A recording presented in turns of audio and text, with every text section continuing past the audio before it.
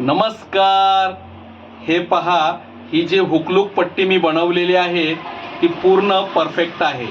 पण ती परफेक्ट कशी बनवावी लागणार आहे?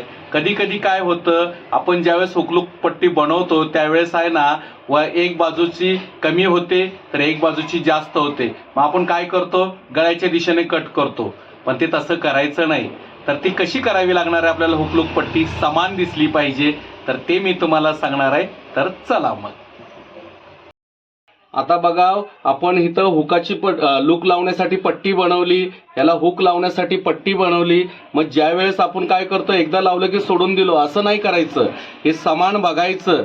गळ्याच्या हिशोबाने इथं बसलं पाहिजे, योग पीसच्या इथं बसलं पाहिजे. आणि आता इथं वाढतंय तर इथे आपल्याला कंबरपट्टी लावायची असेल तर नकळत खालच्या भागाला याला सरळपणा करून घ्यायचा. मग बघा, इथेच धरायचं खालच्या भागाला, ही योग पीसची लाईन.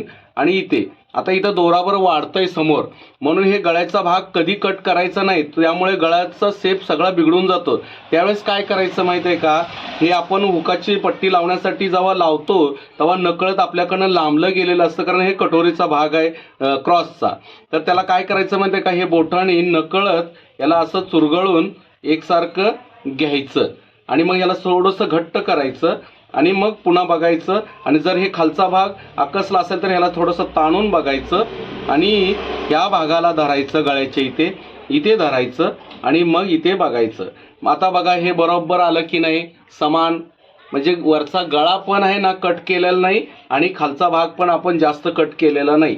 आणि समान अंतराने हे दोन भाग आले की आपला वरचा गळा अजिबात बदलत नाही. मग आपण याला गळ्याची पट्टी लावणार आहे. तर ह्या पद्धतीने जर तुम्ही हुकलूक पट्टी जर लावली तर कधीच अडचण येत नाही. तर करा प्रयत्न, नक्की होईल.